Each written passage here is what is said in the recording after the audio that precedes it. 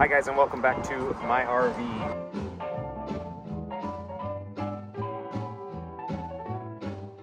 We have had a strange problem with our RV, and it's actually common, but it stinks that it's happening right now. Of course it would happen right now. What we're finding is that this water heater will heat when I use gas, but it will not heat when I use electric. And since we're on shore power here, you want to use electric. You want to not waste gas because that's really expensive. They don't charge you for power when you're here because you've already paid that to have the site. So you use your power, and it's not heating anymore. We've been taking cold showers for a day, and so I want to try and diagnose and fix it. I have seen where it's big problems, and I've seen where it's small problems. First place I want to look is my panel. I want to come down to this breaker, which is these breakers, this very first one right here, and it is not tripped.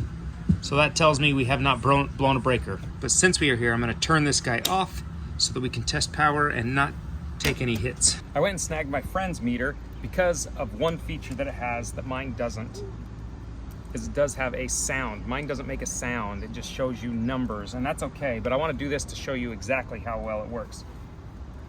If you're testing ohms, all we're doing is testing to make sure power actually goes through the circuit like it's supposed to. It loops.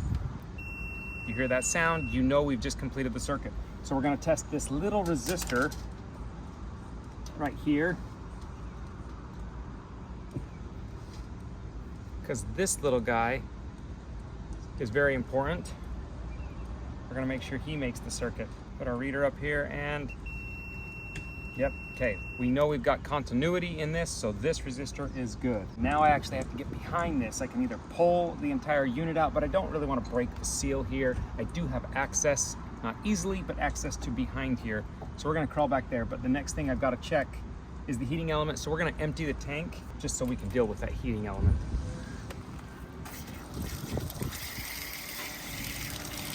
Be very careful. If you've heated up your water using the gas, you'll have steam and a lot of pressure, so be very careful here. We're also gonna pull the plug.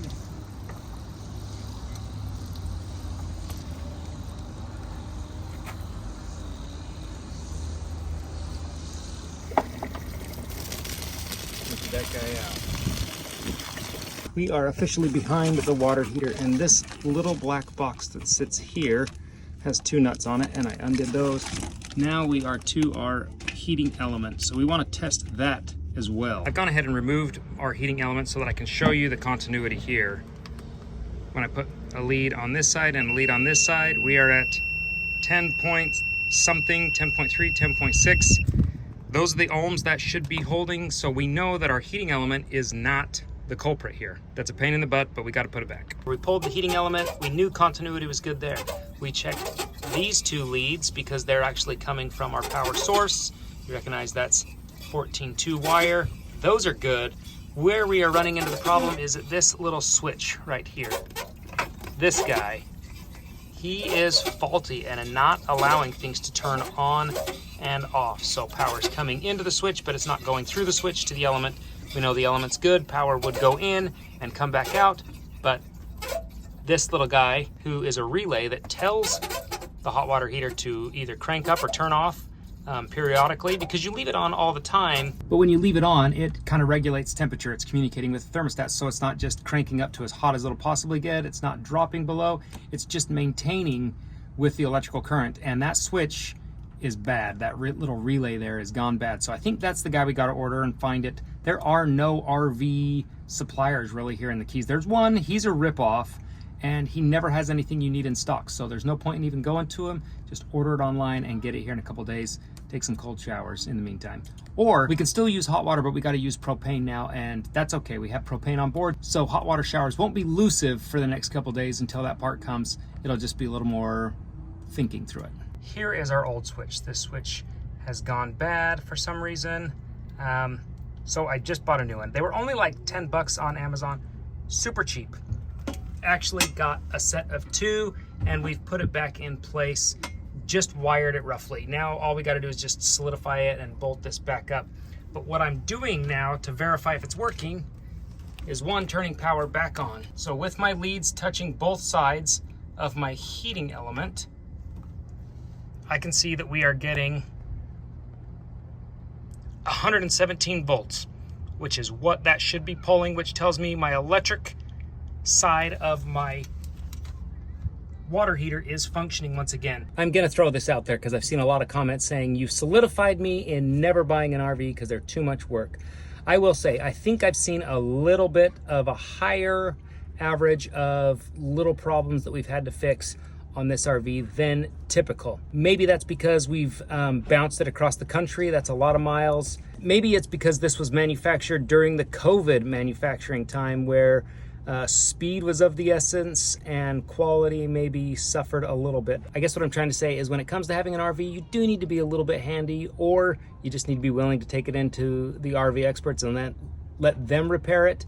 But regardless, little things are gonna happen and I'm okay with it. I think I saved myself a ton of money by not ordering a new heating element, by not buying a new water heater, by not taking it into a tech, and all I did was learn how to run a multimeter and check voltage where I needed to be. Just kind of process of elimination. I enjoy the fix-it part of it, but I also get frustrated by it too sometimes. So I'm hoping that we are on the end of little repairs for this RV, and now we can just be doing typical maintenance repairs for timely maintenance on this RV. But I will say this, I know it's not the last thing broken because I've got plenty of kids and plenty of family coming in and out of this RV, and we're using it to its fullest. So things are gonna happen, that's okay. Now we have the fun part of putting all of these panels back.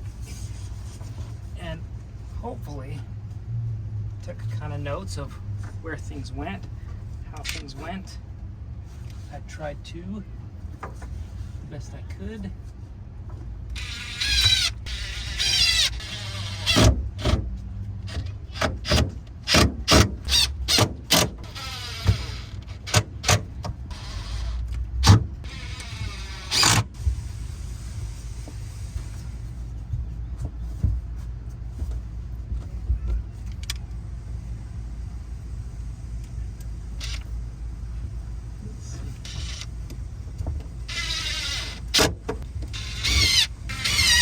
Well, I think we've got that problem fixed for the RV.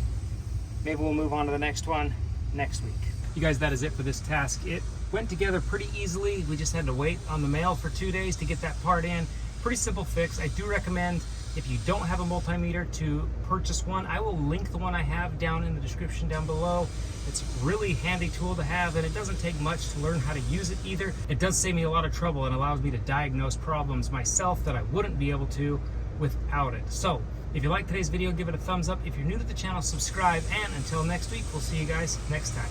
I've turned power. Oh, that startled you.